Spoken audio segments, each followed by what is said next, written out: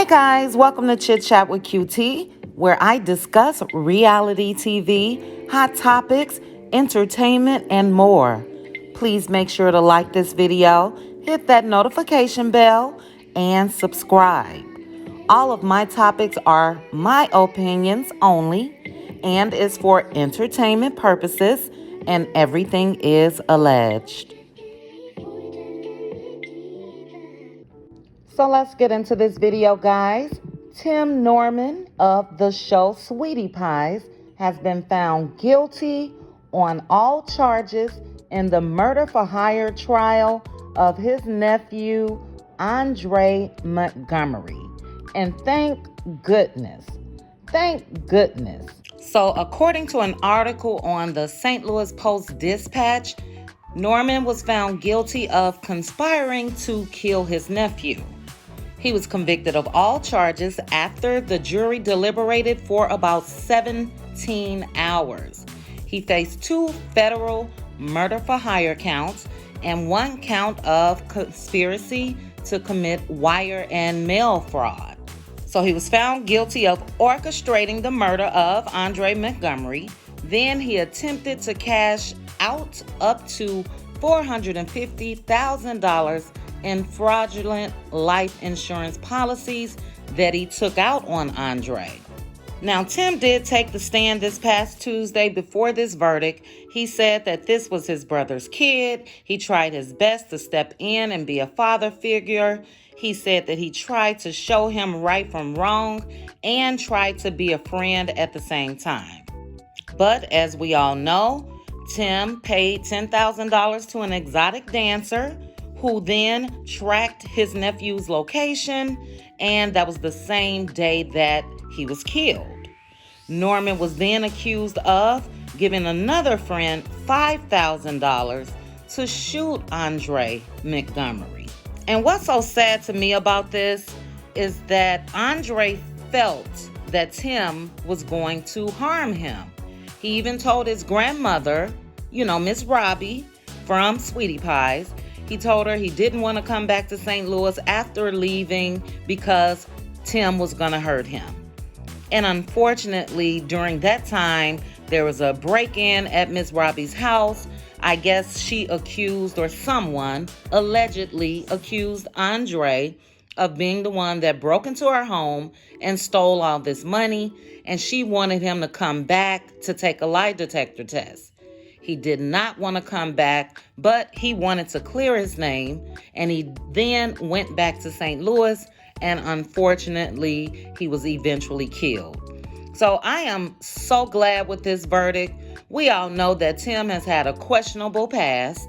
His child's mother, his son TJ, Janae, she stated that allegedly Tim was abusive towards her. Also, Jennifer Williams, who was on Basketball Wives LA, she went through similar circumstances with Tim. She accused him of stalking her and all of that. So I definitely thought all along that Tim did do this. I will never forget his face after the murder when he and Miss Robbie went back to the site of where Andre was killed, and he just looked so weird. He really did. And on the inside, he was probably thinking, how am I standing here and I did this to my nephew? But I'm hoping and praying they give this man life in jail, because I believe, my own personal opinion, I believe that he's the one that stole that money from Miss Robbie. We all know that she had to sue him because he was just spending her money at his own discretion, opening up restaurants here, there, and everywhere. And I believe he's the one that broke in her house and blamed it on Andre. And Andre's family did give a press conference and spoke with the reporters that were on scene. It looks like his sister has shared a lot of the backstory, as well as her suspicions as well.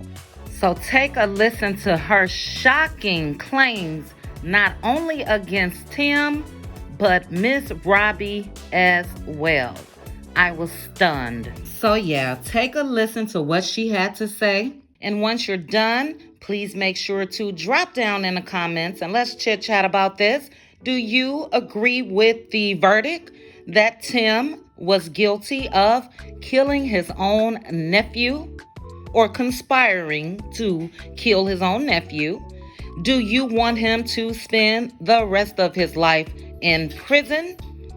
And do you think Miss Robbie and her family knew that Andre was terrified of Tim? And if so, do you think that they should have made sure that Tim stayed far away from Andre? So drop down, let's chit chat about it. Please also make sure to like the video, hit that notification bell, and subscribe. Chat with you guys soon. Bye. He was never a role model to my brother. Never.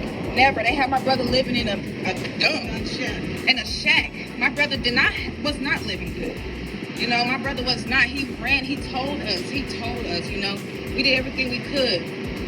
I mean, we just thought it was a better opportunity for him. And they played him. They played my brother, man. My brother loved his family. He loved his family. No matter what. No, my brother was loving and caring. He did not rob his grandmother. And it's so messed that he reached out to his grandma and she ignored that. It's just trifling. Did he say anything to any of you about being scared of him? Yes, he told us. We told his grandmother. We told her. He told all of us. Before he died, Miss Robbie called his phone and was cussing him out. And would say, mother effer, you ain't my grandson. F you, mother effer, blase, dismiss that. I don't think she was aware of his surroundings. Because my brother, he's the type of person, when something is not right, he's going to put on speaker for all of us to hear. And he kept saying, Grandma, I didn't do it. I'm trying to tell you, Grandma, Uncle Tim did it. And she was just going on cussing him out. And you ain't going to come to my funeral, I ain't going to go to your funeral. And Dre was like, Grandma, I didn't do it. I'm trying to tell you, I didn't do it. Me and my sisters, and we was all sitting there like, Dre, if you didn't do it, don't worry about it. He threw his phone. He was like, I'm going to be one of God's soldiers. Right there when he told me that means he's going to sacrifice to prove to his grandmother that he did not rob his grandmother. He did not rob his grandmother. And that day, that's when he left, and that's when we found out he died.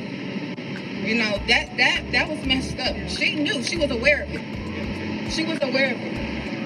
For her to walk at the funeral, Tim didn't stay at the funeral. Tim stopped the whole trip. He didn't come to his view.